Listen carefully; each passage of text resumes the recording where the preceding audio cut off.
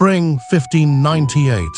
The ruler of Japan is throwing the most extravagant party in the country's history.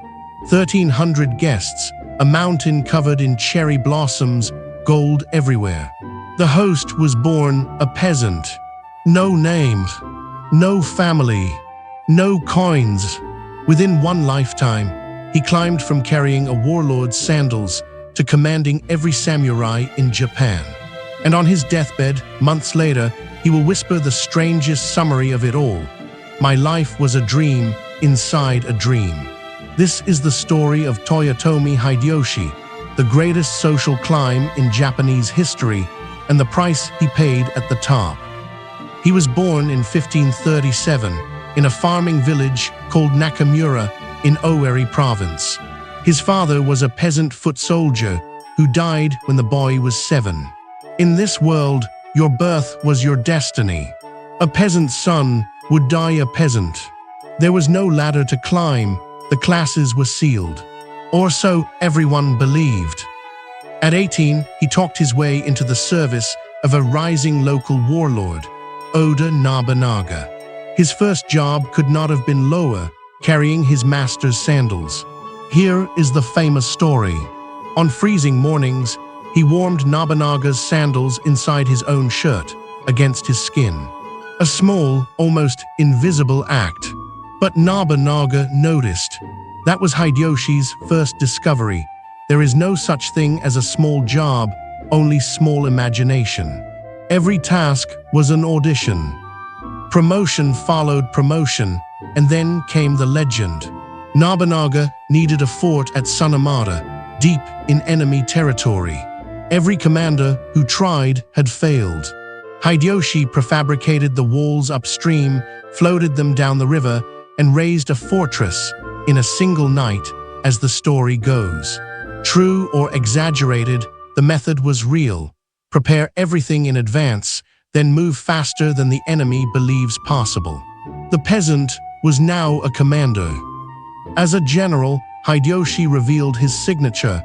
He hated battles. Battles kill your own men too.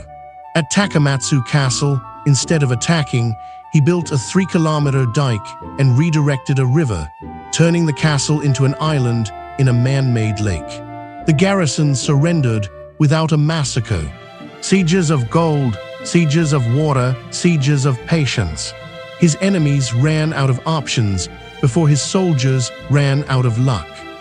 June 1582. While Hideyoshi besieged Takamatsu, a courier arrived with impossible news. Nobunaga was dead, betrayed and killed at Honojai by his own general, Ikechi Mitsuhide. Every commander froze. Hideyoshi moved. He sealed the news, made instant peace with the enemy in front of him, and marched his army 200 kilometers back toward Kyoto in about a week, in armor, in June heat. History calls it the Great Return.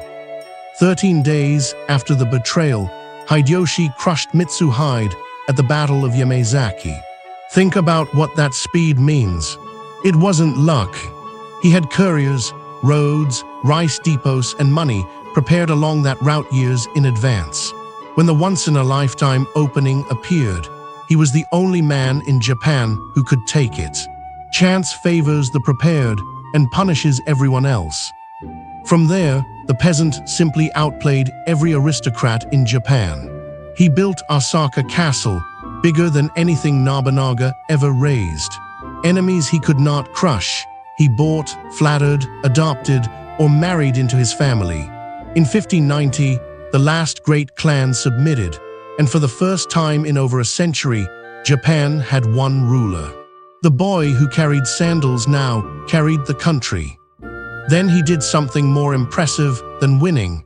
He rewired the country. A nationwide land survey put every rice field in a ledger. Taxes became data. The sword hunt disarmed the villages. Rebellion became impossible. Farmers farmed, soldiers soldiered, and the classes were frozen. It was ruthless, and it worked. These systems ran Japan for nearly 300 years. Conquerors are common. System builders are rare. What was his actual superpower? People. Contemporaries called him a master of the human heart. He remembered names. He paid before being asked. He made surrender feel like a promotion. The brilliant strategist Kuroda Kanbei, the incorruptible administrator Ishida Mitsunari, men of completely different talents orbited him, because he made each one feel like the most important man in Japan. An organization, he understood, is just feelings organized. And then, at the very top, the man of the people began to change. There was no one left to charm, no one left to climb toward, and no one brave enough to say no. He ordered his tea master, Sen no Rikyu, the most respected cultural figure in Japan, to commit suicide over a slight. He launched a catastrophic invasion of Korea that bled the country for nothing. Power did not corrupt him overnight. It simply removed, one by one, every person who could tell him the truth. In 1598, months after the Great Blossom Party, Hideyoshi lay dying. His heir was a 5-year-old boy. He begged his generals, again and again, to protect the child. His last poem survives. I came like the dew, I vanished like the dew. All of Osaka, all of my glory, a dream inside a dream. 2 years later, his most patient rival, Tokugawa Ieyasu, took everything at the Battle of Sekigahara. The empire of the peasant lasted 1 generation. 3 lessons from the greatest climb in Japanese history. 1. Treat every small job as an audition. Someone is always watching. 2. Victory is logistics. Prepare the road before you need to run down it. 3. On the way up, collect people who can tell you no, because at the top, honesty is the only thing money cannot buy. Hideyoshi mastered the climb and lost the summit. From sandals to shogun in all but name, 61 years, 1 lifetime. Next on Samurai Wisdom, the man who beat Hideyoshi's dynasty without beating Hideyoshi. The lord who waited 50 years for his 1 chance, Tokugawa Ieyasu. Subscribe so you don't miss it.